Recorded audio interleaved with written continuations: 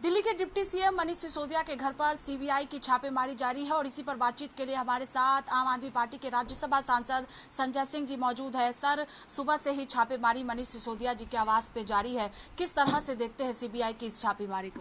देखिए, सीबीआई की इस छापेमारी को मैं इस तरह से देखता हूं कि जिस तरह से 3 बार दिल्ली जीतने के बाद, पंजाब जीतने के बाद केजरीवाल की लोकप्रियता पूरे देश में बढ़ रही है, आम आदमी पार्टी का विस्तार हो रहा है पूरे देश में, उससे घबराकर वो हमारे शिक्षा और स्वास्थ्य की क्रांति को बदनाम करना चाहते हैं।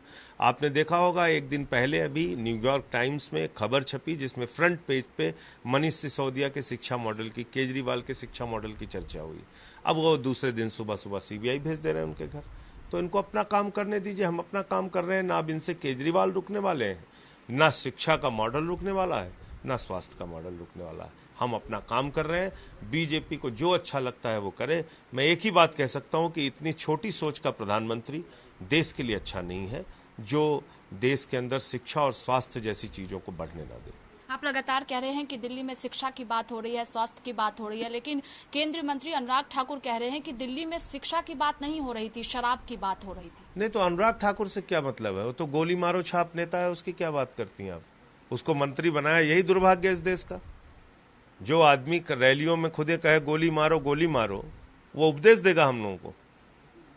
एक और सवाल है कि जिस तरह से इससे पहले स्वास्थ्य मंत्री पर कार्रवाई की गई, उसके बाद मनीष सिसोदिया पर कार्रवाई की जा रही है और लगातार सुबह से ही छापेमारी चल रही है, फोन जब्त कर लिया गया है बताया जा रहा है, तो क्या लगता है कि आपने कहा भी प्रेस कॉन्फ्रेंस के दौरान कि अरविंद केजरीवाल की लोकप्रियता बढ़ रही है पूरे देश भर में, इसी वजह से ये छापेमारी हो रही है? 100% इसी वजह से, और कोई दूसरा कारण नहीं।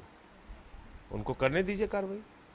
आपको लगता है कि सभी पार्टियों को एकजुट होना चाहिए, चूंकि इससे पहले कांग्रेस पार्टी भी सड़कों पर उतरकर ईडी सीबीआई के खिलाफ कांग्रेस वाले तो आज लड्डू बांट रहे हैं, मैं देख रहा हूं।